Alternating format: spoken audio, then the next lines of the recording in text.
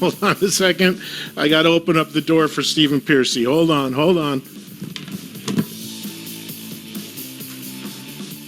Come on in, man. That's why we have some sort of a music trail. That's why we don't let our intros just end cold like that. Yeah, of course. I'm here. All right, I'm back.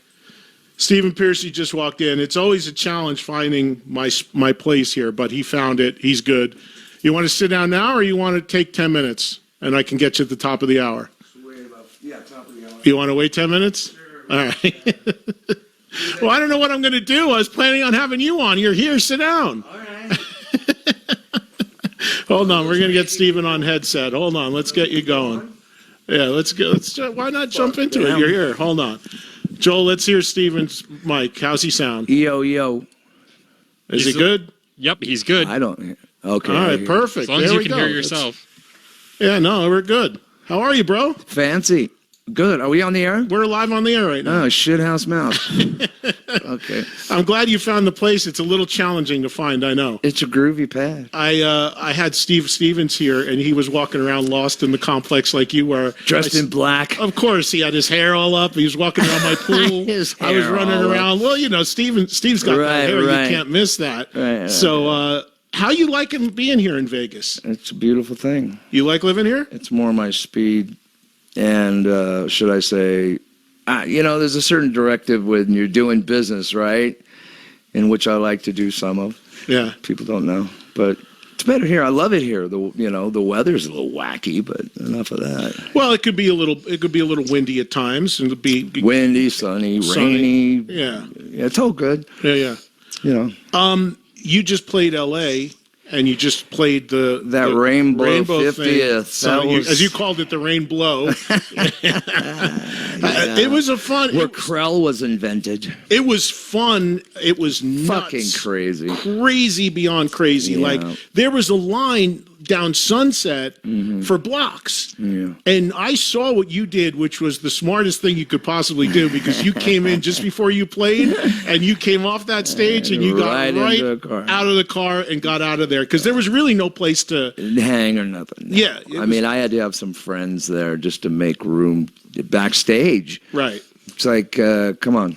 But all good. It was a great gig. I mean, you could do so many stories and movies on that joint, When did you first go there? As soon as I got into town. Which was 1980, January. I moved Mickey Ratt into L.A. Was like, yeah, I've heard of that play. I said it that night. You got to go to the Rainbow. Zeppelin's there and the Who and everybody hangs there. Van Halen, I knew. Tripped in there. I'd meet Dave in there occasionally, And then first place we went, go to the Rainbow and get a pizza. Yeah. Yeah.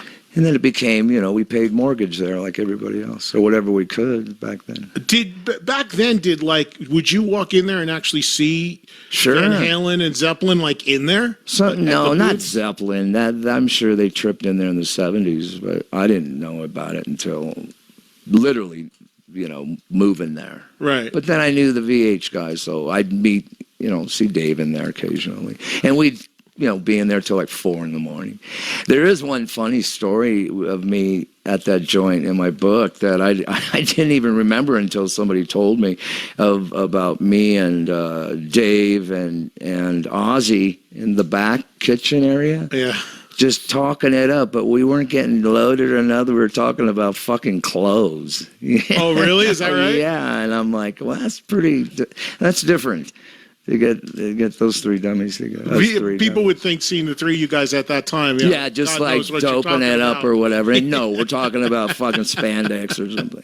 Well, that's the thing I say all the time about fans when they see me coming out of backstage at a dressing room, whether it's at a show or a festival or whatever, like, wow, dude, what was going on back there? Yeah. And now it's like, well, we're talking about when we're getting a colonoscopy. Yeah, right. What cholesterol meds are you on? Yeah, no. How are the kids? Yeah, How's mine's give me a coffee fast, How you doing, man? Are you've been sober for a while, right? Yeah.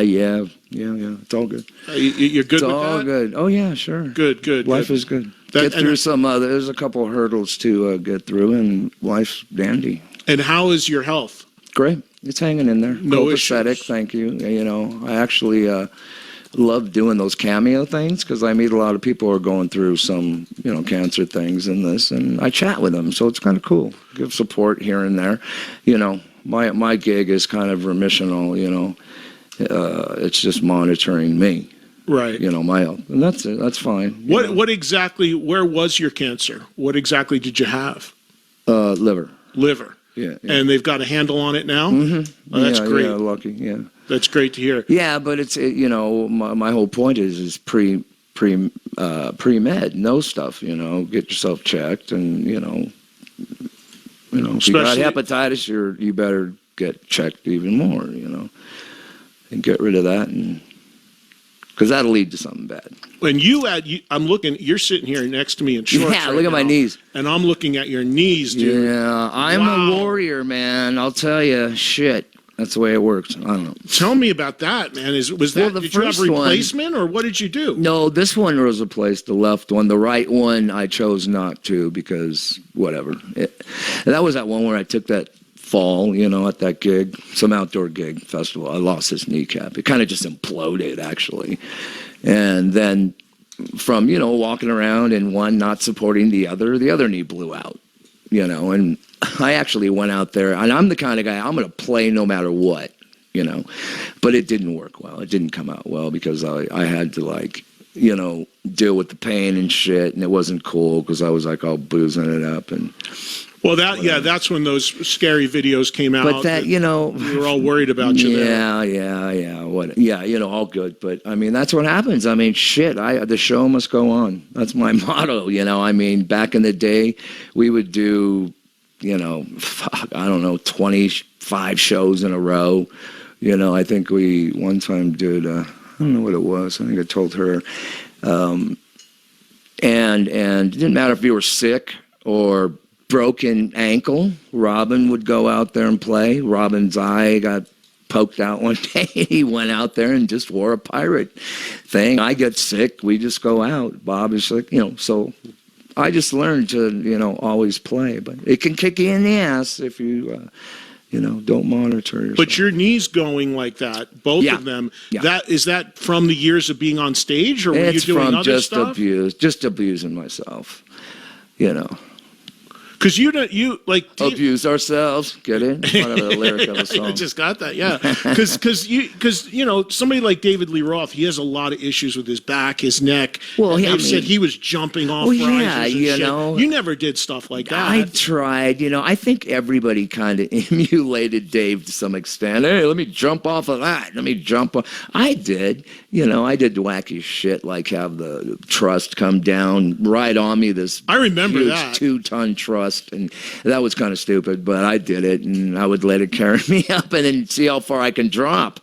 And sometimes it got a little dummy. I remember that. I saw that show at Madison Square Garden. It was dancing tour. It was, because afterwards, I've talked to you about this. I didn't really know you then, but there was a party, Atlantic threw a party at a restaurant called Dish of Salt. Yes. After the Garden, and because it was a big deal, you guys had headlined the Garden. It was a big night, and I went to the post party. But I remember that because you would lay down on the stage, and this huge truss would come down like an inch from you. Yeah, and then you would grab it and you would ride it up for a bit. Yeah, it would pull me up real slow until I'd see about 5 feet from my foot, and then 6 feet, and then it would be like abort.